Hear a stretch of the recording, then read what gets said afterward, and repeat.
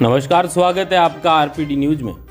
राजस्थान के पश्चिमी और मध्य भाग को अलग कर मरु प्रदेश बनाए जाने की मांग बहुत पुरानी है। राजस्थान देश का सबसे बड़ा राज्य है और जहां इसके कुछ हिस्से काफ़ी विकसित है, वहीं एक बड़ा हिस्सा अभी भी विकास की बाट जो रहा है।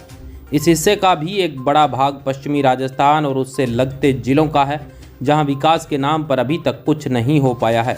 इस भाग में तकरीबन 10 जिले ऐसे हैं जहाँ विकास अभी एक दूर की कौड़ी है।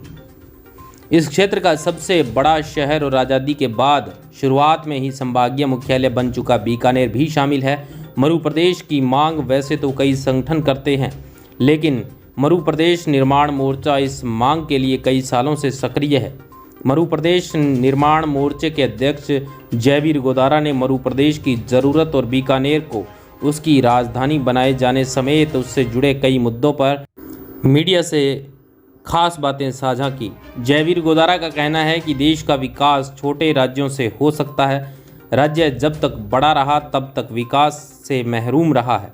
वे उत्तराखंड की मिसाल देते हुए कहते हैं कि जब उत्तराखंड यूपी के साथ था तो विकास की डगर वहां तक नहीं पहुंच पाई थी, मगर जैसे ही अलग राज्य बना तो विकास की राह में यह राज्य उत्तर प्रदेश से आगे निकल गया।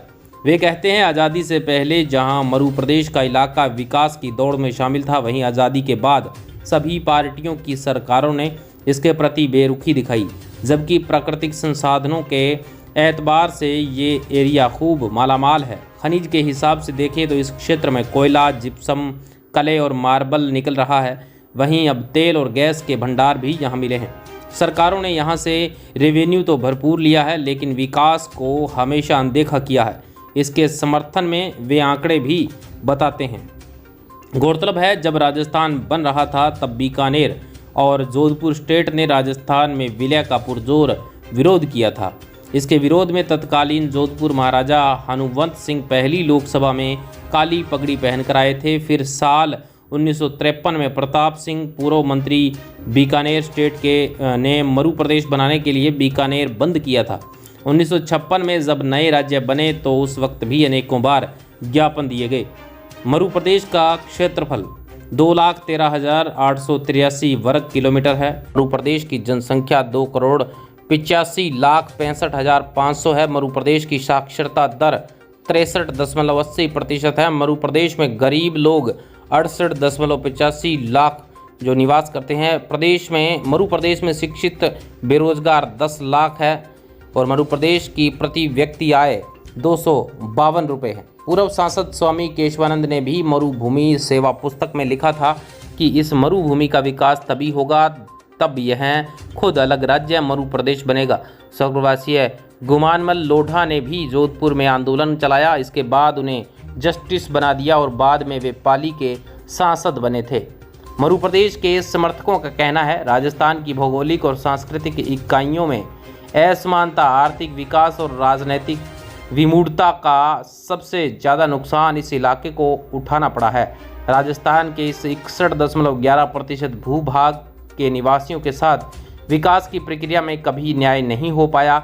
मंजर मरुस्थल कहकर इस क्षेत्र का सदैव उपहास और उपेक्षा की गई है। 60 वर्षों से अधिक इतिहास में राजनीतिज्ञों की नीतियों और उपेक्षाओं से इसके निवासियों को अपने अस्तित्व को अलग लेकर अपनी बंजर मरुस्थल मारवाड़ यानी मरु प्रदेश बनाने की मजबूरन राह पकड़नी पड़ेगी।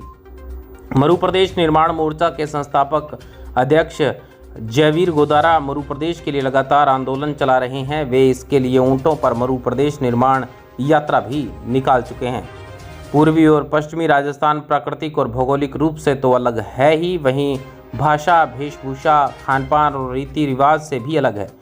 देश के सबसे बड़े अंतर्राष्ट्रीय बॉर्डर वाला इलाका होने के कारण भी देश की आंतरिक सुरक्षा के लिए बॉर्डर पर मजबूत राज्य की जरूरत है। जितना छोटा राज्य होगा उतना विकास होगा। बड़े राज्य होने के कारण प्रशासनिक ढांचा कमजोर होने से स्थानीय खनिजों का अवैध दोहन हो रहा है और रोजगार के लिए पलायन हो रहा है।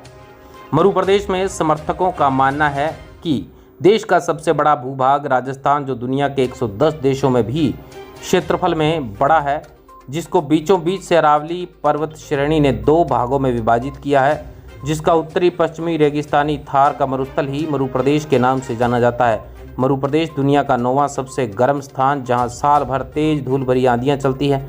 बंजर जमीन, कंटीली झाड़ियां, विपदाओं भरा जीवन, पानी की अनुपलब्धता, पशुपालन पर आधारित अर्थव्यवस्था और रोजगार की तलाश में भटकते नागरिक किसी भी सरकार को नजर नहीं आते।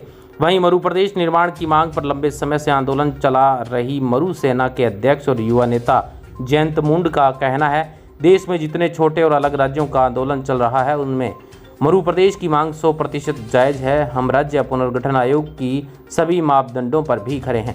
Bureau report, RPD news, Bikaner.